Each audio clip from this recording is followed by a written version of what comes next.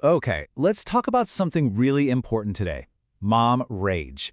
We're going to get into what it is, not as some kind of personal failing, but as a biological process. And we're going to uncover a path from that feeling of overwhelm right back to connection. You know that feeling, right? The one where you can hear yourself yelling, but it feels like another part of you is just watching in horror, thinking, who is this person? If that sounds familiar at all, you are absolutely not alone, and this is for you. So first, let's just name it. We're calling it mom rage because it's this very specific kind of anger that can feel so confusing and just huge. Yeah, this isn't just being annoyed or, frustrated with the kids. It's a full-on tidal wave. It just seems to come out of nowhere, feels completely out of your control, and then, the guilt that comes after can be just as bad as the rage itself. It's such a painful cycle to be stuck in. Now, here is the most important thing I want you to hear today. This is not a character flaw. This is biology. There is a real scientific reason you feel like you're losing control, and actually understanding what's happening in your brain is the very first step to changing it. Okay, so let's start with this incredible concept from Dr. Dan Siegel. Think of your window of tolerance as, well, your personal sweet spot for dealing with stress. When you're inside this window, you're good. You can think clearly, you can respond calmly, you can pretty much handle what life throws at you.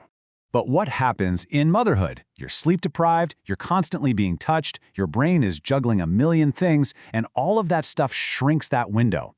On some days, it's not even a window anymore, right? It's more like a tiny keyhole. There is practically zero room to handle even one more little stressor before you're pushed right out.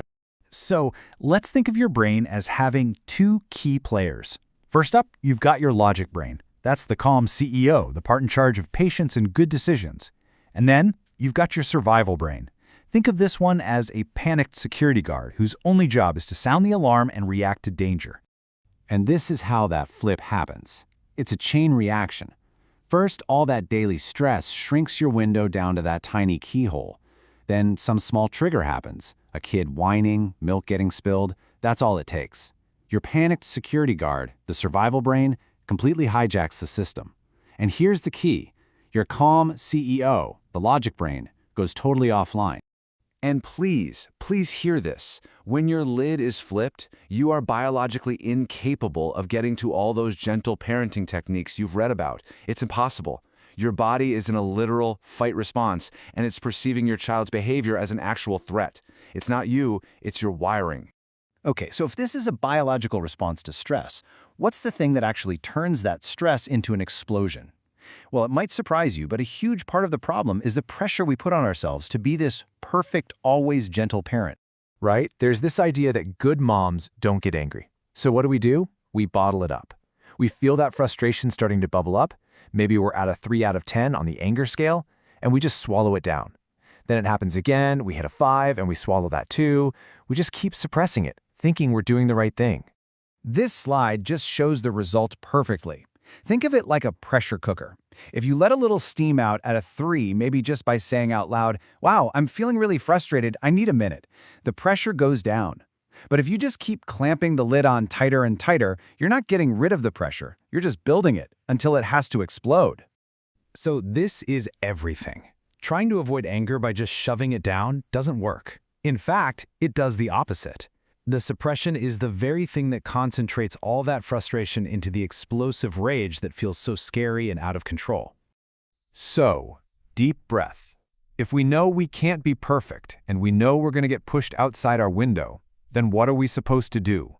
Well, this is where we shift our focus from prevention to a strategy that is so much more powerful and, frankly, more realistic: repair. I just want you to take a second and let this one sink in. You are a human being.